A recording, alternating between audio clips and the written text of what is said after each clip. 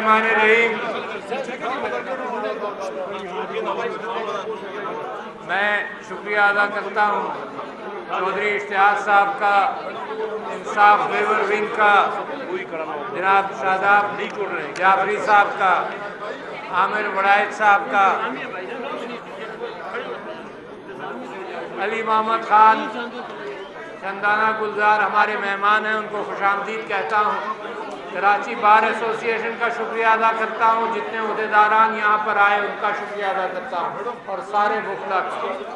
और मैं आपसे ये कहना चाहता हूँ कि मैं एक आम आदमी के तौर पर आपके पास आया हूँ, इस माना करके कि कानून से आप वाकिफ़ हैं और मेरे ऊपर कानून का अमल दरामद होता है। अलबत्ता आप लोगों ने जब वोट दिया तो मुझे चुनकर मुक़न्नना में भी भेजा। जब मुक़न्नना में भेजा तो फिर मैंने खुद भी तहक़ीक़ की कि कौन सा कानून आरिफ अलवी तुम चाहोगे कि तुम्हारे ऊपर भी लागू हो। उस हवाले से मैं आपके सामने एक तो 6 चीज़ें रखना चाहता हूँ कि मैं क्यों कानून की पासदारी करूँगा। मैं बात अपने आप से शुरू करता हूँ तो मैं इस नतीजे पर पहुँचा हूँ कि कानून की पासदारी मैं ये इसलिए करूँगा कि मैं मुसलमान हूँ। अल्लाह ताला ने कुछ कवानीन मेरे लिए कुरान के अंदर ऐलान कर दिया, तो मैं अपने मज़हब की वजह से कानून की पासदारी करूँगा। दूसरी बात कि अगर कानून होगा, कानून बनना ज़रूरी है, तो मैं कानून की पासदारी करूँगा। तो लिहाजा कानून का दायरा अल्लाह ताला ने अपनी किताब से शुरू किया। अल्लाह ताला ने उसवे हसना की बुनियाद पर कानून का दायरा वसी किया कि मेरे नबी ने कौन सा कानून अपनी ज़िंदगी में पाबंदी करवाई और की। उसके बाद सहाबा इकराम की हदीसों से पता चला कि कानून क्या है, और उसके बाद पाकिस्तान का आइन, अल्लामा इकबाल की मंजिल, मोहम्मद अली जिन्ना जो वकील थे, उन्होंने पाकिस्तान बनाते वक्त जो वादे किए, और मैं पढ़कर आपको सुनाऊंगा क्योंकि आप वकील हैं। ये बात बहुत सारी हवा में होगी, मगर मैं जिन्ना को कोट करना चाहता हूँ कि वो मेरे शहर कराची का वकील था जिसने पाकिस्तान बनाया, लिहाजा उसको भूला नहीं जा सकता। तो मैंने आपसे ये कहा कि पहले तो मेरी मज़हब का कानून, कि मैं आपसे ये कह रहा हूँ कि हज़रत अबू बकर ने यह फरमाया कि उन्होंने अपने नबी को ये कहते सल्लल्लाहु अलैहि वसल्लम ये कहते सुना कि 3 लोग जन्नत में नहीं जाएंगे। ज़रा सुन लो गौर से, कौन 3 लोग हैं? जो कंजूस है, जो धोखेबाज है, और वो जो हुक्मरान बने और ख़यानतकारी करे, वो जन्नत में जाएगा नहीं। दूसरी बड़ी बात कि कानून के एतबार से सब बराबर हैं।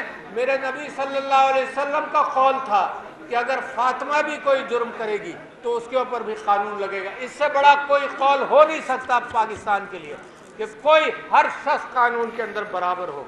फिर कानून की बालादस्ती के हवाले से हाकिम और अवाम दोनों को जब धोखा होता है तो उसके ऊपर जन्नत हराम है हाकिम के ऊपर।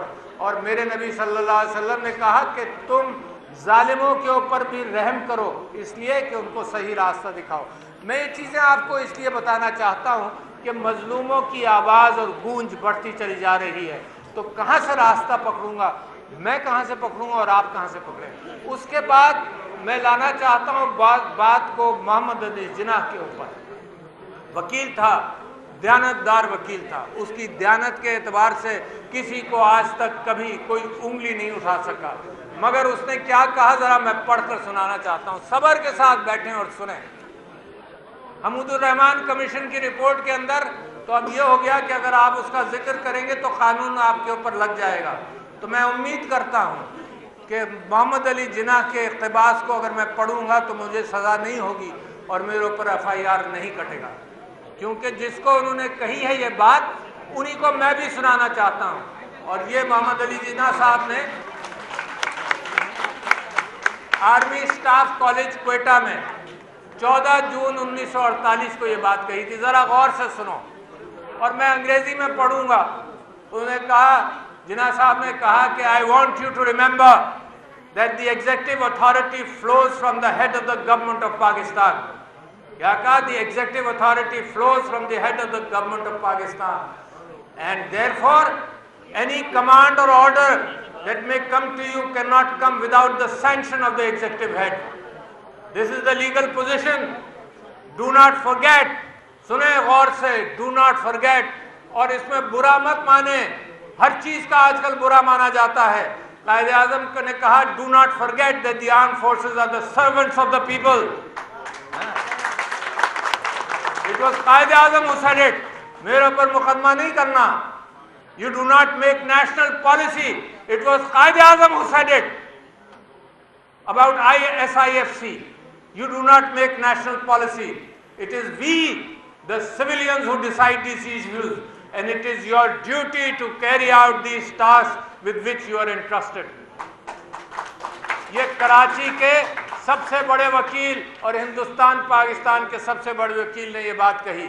मैं आपको ये बताना चाहता हूँ कि हम सीखेंगे कहाँ से।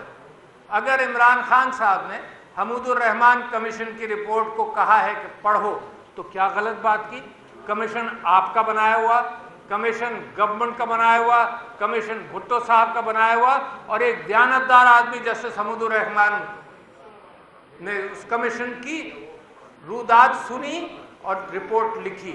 और ऐसे लोग 15-20 लोगों से तो मैं आज भी वाकिफ हूं जो जिंदा हैं, जो गवाही देंगे कि हमने कमीशन में क्या कहा, आज भी जिंदा हैं और गवाही देंगे। इससे कबल कि सारी चीज़ों को दफना दिया जाए, वो भी मौजूद हैं जो गवाही देंगे।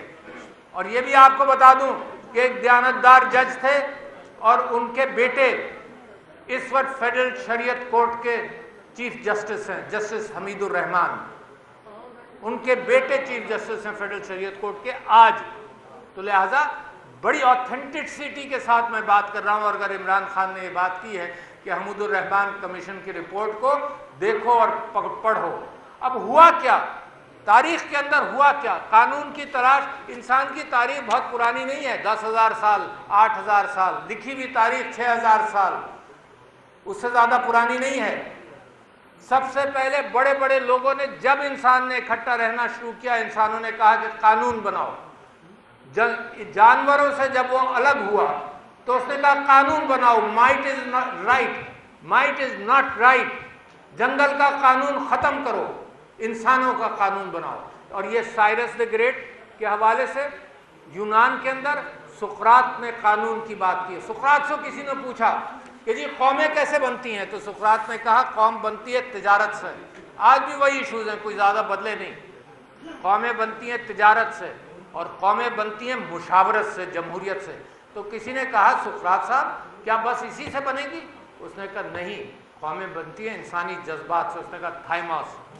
फिर वहाँ की अदालतों ने, आपको नाम भी नहीं याद होगा, वहाँ के लोगों ने फैसला किया सुकरात से कि तुम नौजवानों को गुमराह कर रहे हो। इमरान खान के ऊपर क्या एतराज है? नौजवानों को गुमराह कर रहे हो।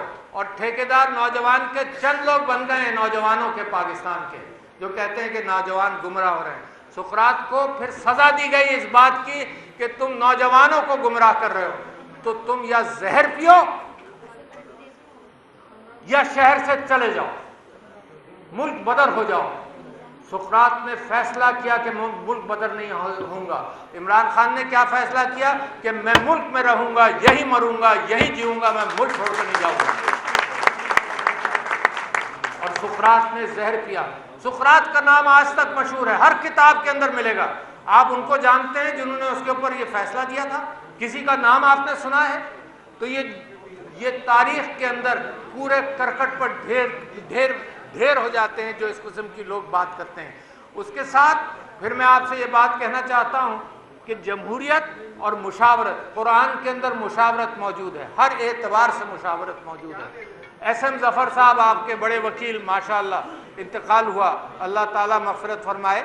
उनकी एक किताब है इस्लाम और जमहूरियत, और इस्लाम और जमहूरियत के अंदर वो सिर्तक़ा की बात करते हैं। और बहुत सारी चीज़ों के अंदर इजमा, इस मुसलमानों के दरमियान कहलाता है इजमा।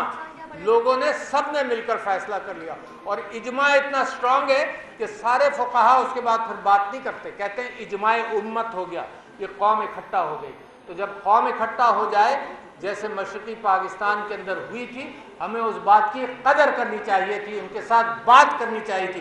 कभी कोई कॉन्क्रीट बात किसी के साथ नहीं हुई, और मैं गवाह हूँ इस बात को। कराची के शहर के अंदर चौधरी, बड़े बड़े नाम, चौधरी खलीफुज़्ज़मा, ज़फ़र एहसन लारी, और नाम आप लेते जाइए कराची शहर के, اگر ان کو دوبارہ زندگی مل جائے تو وہ سوچیں گے کہ کون سی غلطیاں نہ کریں. اگر ایوب خان کو دوبارہ زندگی مل جائے تو وہ بھی سوچے گا کہ کون سی غلطی نہ کریں. اب جو ارباب اختیار ہیں ان کے پاس موقع ہے, اپنے ماضی سے سیکھ سکتے ہیں. اب حمود الرحمان کمیشن رپورٹ نہیں ہوئی تو کارگل کا ایک سانحہ ہوا ہمارے ملک کے اندر. میں نے لوگوں سے پوچھا, دونوں کا پوچھا, آج سے 4 مہینے سے میں پوچھ رہا ہوں ارباب اختیار سے کہ حمود الرحمان کمیشن رپورٹ پڑھی. جن سے میں نے پوچھا انہوں نے تو نہیں پڑھی. پھر میں نے کہا کارگل کے اوپر بھی ریسرچ کر لو. دیکھو آدمی کو اگر پتہ چلے کہ فلانی طرف گڑھا ہے اور لوگ گڑھے میں گر چکے ہیں تو میں احتیاط کروں گا. یہ کیا طریقہ ہے کہ آنکھیں بند کر کے میں انکار کروں کہ نہیں میں نے پڑھنا نہیں ہے.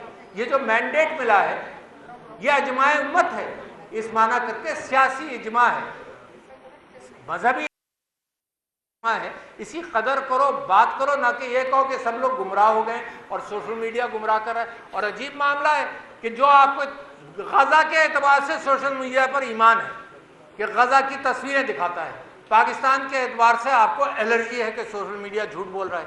اخبار سچ بولتے تھے, ٹیلی ویژن میڈیم آج سچ بول رہا ہے, آدھا سچ آدھا جھوٹ پتہ نہیں کیا. میں تو دیکھنا بھی چھوڑ دیا, آپ لوگ دیکھ رہے ہوں گے, میں نے دیکھنا چھوڑ دیا کہ اس میں سچ ہے ہی نہیں کہیں.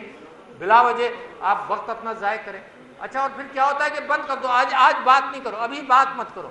وہ محسن نقوی گئے انگلینڈ, اور چونکہ میں کرکٹ کا شوقین ہوں تو جو ہمارے کرکٹ کے کھلاڑی وہاں کھیل رہے ہیں تو انہوں نے کہا بھائی ابھی بات ہی نہیں کرو, ورلڈ کپ ہو جائے پھر بات کرنا, ابھی تو بند کر دو. اچھا ورلڈ کپ ہو جائے گا, جو ہونا ہے غرق ہو جائے گا, کسی سے سوال بھی نہیں پوچھا جائے گا, ابھی بات مت کرو. تو سب سے بڑا کام یہ کیا جا رہا ہے کہ آپ کا منہ بند کر دیں. اس لیے آپ کا منہ بند کر دیں کیونکہ آپ سوال اٹھاتے ہیں, اور آپ کو کیا ضرورت ہے. وہ بیچارہ احمد کیا نام ہمارے احمد فرحات ہیں, اس احمد فرحات اس نے کیا ایک تقریر کی اور کیا کہا, بیچارے کو غائب کر دیا, 8-10 دن غائب رہا. مطلب اور اقبال بھی نہیں ہوتا. اچھا دنیا جانتی ہے, آپ نہیں کہہ رہے, دنیا جانتی ہے کہ کس نے اٹھایا کیا کیا. یہاں اس اسٹیج پر بہت سارے لوگ ہیں جن کو اٹھایا گیا, جن کو ڈانٹا گیا, جن کے خلاف ظلم ہوا, جن کو مارا پیٹا گیا, مگر اقبال نہیں کرتا کوئی بھی کہ کس نے کیا. پھر وہ کہاں سے برآمد ہوا؟ ایک جھوٹ کے پیچھے بہت سارے جھوٹ بولنے پڑتے ہیں. وہ برآمد کہاں ہوا؟ آزاد کشمیر. اور آپ نے کہہ دیا یہ ہماری ٹیریٹری نہیں ہے. آپ تصور کریں کہ انٹرنیشنل کمپرومائزز میں, انٹرنیشنل پوزیشننگ میں آپ یہ کہہ رہے ہیں کہ وہ ہماری ٹیریٹری نہیں ہے. وہاں ریجیم چینج آپ نے کر دیا, ایک نہیں 2 کیے. جب عمران خان کے کی حکومت تھی وہاں پر اس کو گرایا گیا, پھر اس کے بعد انتخابات میں گرایا گیا. تو نتیجہ کیا ہوا؟ جب سیاستدان عوام سے رابطہ نہیں رکھے گئے تو وہاں جس انداز سے ریزسٹنس ہوا, خوف کرنا چاہیے نا, سیکھنا چاہیے. کہاں سیکھیں گے بھائی ہم؟ اگر کشمیر سے نہیں سیکھیں گے, آزاد جموں اور کشمیر سے نہیں سیکھیں گے, اگر جو پاکستان کے حالات ہیں اس میں نہیں سیکھیں گے, جو بلوچستان میں پریشانی ہے اس سے نہیں سیکھیں گے, کے پی میں جو پریشانیاں ہیں اس سے نہیں سیکھیں گے, تو سیکھنے کا کیا ہم نے طے کر لیا ہے کہ ہم کچھ نہیں سیکھنا. اچھا جی, میں آپ سے یہ بات کہنا چاہتا ہوں کہ ایک میں نے آپ سے ذکر کیا حمود الرحمان کمیشن اور کارگل کی رپورٹ کے حوالے سے, دوسرے میں کہتا ہوں کہ مینڈیٹ کے حوالے سے آپ نے بات کی. پھر میں آپ سے یہ کہتا ہوں کہ ہر چیز جب ہم قانون کی بالادستی کی بات کرتے ہیں, رول آف لا, تو اس کے اوپر قانون معیشت کا بھی چلتا ہے. یعنی فارن انویسٹمنٹ پاکستان میں نہیں آئے گا جب تک لوگوں کو یقین نہیں ہو کہ آپ ریکارڈنگ ہم پر نہیں کر دیں گے. ریکارڈنگ میں آپ نے کیا کیا؟ آپ نے انٹرنیشنل لا سے ہٹ کر, کس نے کرایا یہ بھی میں کھل کر آپ کے سامنے بتاؤں گا کس نے کرایا, مگر انٹرنیشنل لا کو چھوڑ کر آپ نے ایک فیصلہ دے دیا. قانون کی بالادستی نہیں تھی وہ, آپ نے فیصلہ دے دیا. نتیجہ کیا ہوا؟ کھایا پیا کچھ نہیں, گلاس توڑا 12 نے, یہ 12 ملین یا 10 ملین کا جرمانہ پڑ گیا ہمیں, کچھ نہیں, ایک پیسہ نہیں آیا. اور دنیا ایسی ہے جو قانون کے اوپر دنیا بھی نہیں چلتی. دنیا نے کیا فیصلہ کیا کہ جو ریکو ٹک کے جنہوں نے ٹھیکہ لیا تھا وہ 30 سال میں کتنے پیسے کماتے, پاکستان تم 30 سال کے پیسے دو. کمال ہے, کوئی فیصلہ, آپ وکیل ہیں, کسی عدالت, کوئی عدالت ایسے فیصلہ کر سکتی ہے, مگر ہو گیا. کیوں؟ آپ کے پیر نہیں ہیں, آپ کے گھٹنے نہیں ہیں, آپ انٹرنیشنلی بدنام ہیں. آپ کے یہاں جمہوریت نہیں ہے، آپ پامال کرتے ہیں سب چیزوں کا، آپ ظلم کرتے ہیں. آپ نے عورتوں پر جس طرح سے ظلم کیا، آپ نے بچوں پر جس طرح سے ظلم کیا. میں پاکستان کے لیے دعا کرتا تھا، اچانک جناب غزہ کا معاملات شروع ہوئے تو میں شرمندہ ہوا اپنی ہی نظروں میں اللہ تعالیٰ سے میں نے پہلے غزہ کی دعا کرنی شروع کی اور پھر پاکستان کے متعلق. جو ظلم یہاں پر ہوا، آپ کو مشرف صاحب کے ماشاء اللہ نے اتنی تکلیف نہیں دی ہوگی جتنی آج، بغیر ماشاء اللہ کے آپ کو تکلیف، جتنا ظلم مشرف صاحب کے زمانے میں نہیں ہوا جتنا آج ہو رہا ہے. میں آپ کو بتاتا ہوں، میں لاہور گیا تو جعفری صاحب نے اور سب لوگوں نے مجھے بتایا کہ ایک عجیب ماحول تھا. کراچی نے شاید وہ ماحول نہیں دیکھا کہ ہر گھر میں ایک ایک چیز توڑی گئی، بار بار آ کر توڑی گئی. اگر بچے تھے گھر کے اندر تو خاص طور پہ وہ کون سا بٹ تھا جس نے گاڑیاں توڑ کر مشہور کیا اپنے آپ کو، گلو بٹ ہے. تو پنجاب کے اندر، لاہور کے اندر خاص طور پر 4 5 مرتبہ گئے، ہر بچوں کے ہوتے ہوئے بچوں کو ڈرانے کے لیے ہر چیز شیشے کی چیز توڑی. عمر ڈار کے یہاں اور ریحانہ ڈار کے یہاں میں گیا تو کرائے کا فرنیچر، یہ کروڑ پتی بزنس مین ہے، کرائے کا فرنیچر، پتہ چلا جی 5 مرتبہ آ کر ہر چیز توڑ کر گئے. یہ کون کرا رہا ہے؟ کس کے پاس اتنی طاقت ہے؟ جن کو آپ نے طاقت دی ان کے پاس تو اتنی طاقت، ان کو تو جیلوں میں رکھا ہوا ہے، ان کو تو حکومت نہیں دی گئی. یہ جھوٹی طاقت، یہ کراچی سے جیتے ہوئے ایم کیو ایم کے لوگ، کوئی جیتا ہے یہاں سے کراچی سے ایم کیو ایم جیت سکتی ہے؟ ان کو وہاں بھیج دیا تو کیا قانون بنائیں گے؟ وہ ایسی قانون بنائیں گے جو دھاندلی، جس کے ایم کیو ایم کے ظلم سے یہ شہر نکلا ہے.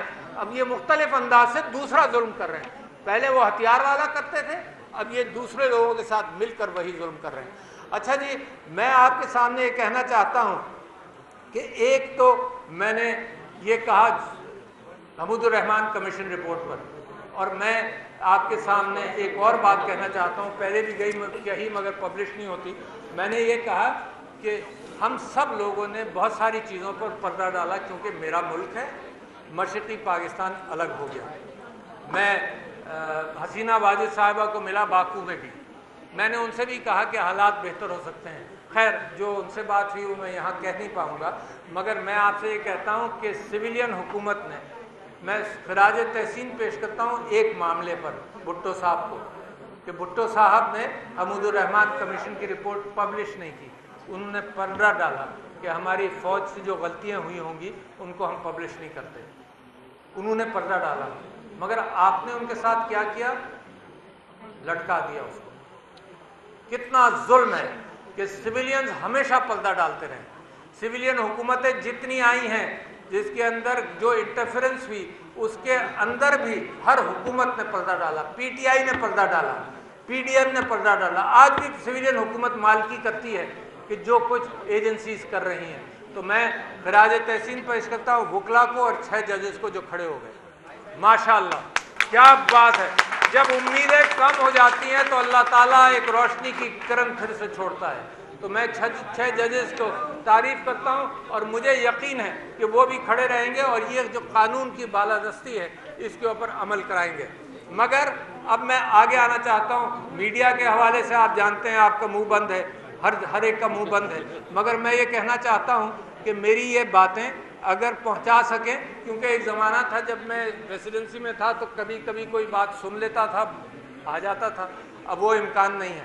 اب میں حل کی طرف جانا چاہتا ہوں وچ از ویری امپورٹنٹ. دیکھیے یہ ساری باتیں تو ہو گئی، کیا ہو رہا ہے، کیا چاہتے ہیں ہم؟ رول آف لا چاہتے ہیں، اور آخر میں ہم خلاصہ میں پیش کر دوں گا کہ ہم 3 باتیں کیا چاہتے ہیں. Very simple.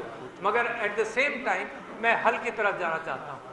اچھا جی، پہلا حل یہ ہے، پہلا حل سنتے جائیے، پہلا حل یہ ہے کہ کوئی حل نہیں ممکن جب تک آپ سٹیک ہولڈرز کو ٹیبل پر نہ لائیں. سٹیک ہولڈرز، زمانی نہیں، مہرے نہیں، پپٹس نہیں، سٹیک ہولڈرز. اور اس وقت 2 سب سے بڑے سٹیک ہولڈرز ہیں. ایک عمران خان، کیونکہ اس کو مینڈیٹ دیا ہے عوام نے. یہ فارم 47 والا مینڈیٹ نہیں ہے، مگر ان کو بھی اگر کوئی لوگ مینڈیٹ دے دیں کہ بھئی جو تم کرو گے بات اس کے اوپر ہم بھی کھڑے رہیں گے تو وہ بھی بات کر سکتے ہیں. مگر سٹیک ہولڈرز ٹیبل پر نہیں ہو تو فیصلہ نہیں ہوگا. مشرقی پاکستان ٹوٹ گیا، وہ تو سب سے بری مثال ہے. یہ پاکستان خدا نہ خواستہ، میں کلیم کرنا چاہتا ہوں، یہ پاکستان ٹوٹ نہیں سکتا، توڑنے نہیں دیں گے. جو توڑنے آئے گا اس کے ہاتھ توڑیں گے، ہم توڑیں گے. یہ کیا بات ہوئی کہ آپ مڑ کر یہ کہتے ہیں جی پاکستان توڑنا؟ یہ ولی خان بیچارے یہاں حیدرآباد جیل میں تھے، حیدرآباد جیل میں ان کے اوپر غداری کا مقدمہ چل رہا تھا، اور اس غداری کے جیل کے مقدمے میں انہوں نے 40 پیج کی ایک رپورٹ لکھی، اپنی گواہی دی، اور اس کے اندر کہا کہ جی ہم پاکستان کے غدار نہیں ہیں، ہم پاکستان کے بچانے والوں میں سے ہیں۔ فیض احمد فیض حیدرآباد جیل میں گرفتار تھے، ان کے اوپر غداری کا مقدمہ چل رہا تھا۔ یہ تو بڑا خوش ہے۔ مولانا مودودی کے اوپر غداری کا مقدمہ چلا، پتہ نہیں کس کے اوپر، یہ عمران خان کے اوپر غداری کا مقابلہ۔ ایک ہی منطق رہ جاتی ہے کہ تم ملک اور قوم کے غدار ہو، اور کون سی آئیڈیالوجی جو آپ نے اپنے ذہن میں بنا لی ہے اس آئیڈیالوجی کے غدار ہو۔ کبھی آپ کو 9 مئی مل جاتا ہے کھیلنے کے لیے، اب آپ کو حمود الرحمان کمیشن کی رپورٹ مل گئی ہے کھیلنے کے لیے، کوئی حد ہے یار۔ کیا عمران خان نے کہا ہے؟ عمران خان نے تو یہ کہا ہے کہ حمود الرحمان کمیشن رپورٹ پڑھ لو، آپ کی حکومت کی رپورٹ ہے، وہ عمران خان نے کہا ہے پڑھ لو۔ کیا اس نے غداری کی؟ اس کے اوپر غداری کا سائفر میں اس کے اوپر غداری کا مقدمہ چل رہا ہے۔ آپ سب وکیل ہیں، یہ بتائیے منسٹر عہدہ حلف اٹھاتے ہیں، کیا اٹھاتے ہیں؟ منسٹر حلف اٹھاتے ہیں کہ جی اگر مجھے کوئی راز کی بات پتہ چلے میں پبلک نہیں کروں گا بغیر پرائم منسٹر کے پوچھے ہوئے، بغیر پرائم منسٹر کے پوچھے ہوئے۔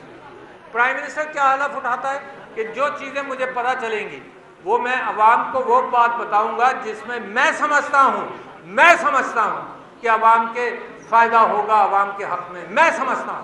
کوئی سیکشن آفیسر نہیں، کوئی فارن منسٹری نہیں، کوئی سیکریٹری نہیں، یہ پرائم منسٹر کا فیصلہ ہے۔ اور اگر عمران خان نے فیصلہ کیا کہ کوئی بات کہنی ہے تو اس نے حلف اٹھایا کہ میں کہوں گا، اس حلف کے اوپر آپ نے سائفر کیس کیا ہوا ہے اس کے اوپر۔ تو لہٰذا میں سمجھتا ہوں کہ ان سارے ہتھ کنڈوں کے بعد پہلی بات میں نے آپ سے کی کہ اسٹیک ہولڈر، کوئی ڈائیلاگ، ملک کے اندر بہتری نہیں آئے گی جب تک بات نہیں کرو گے۔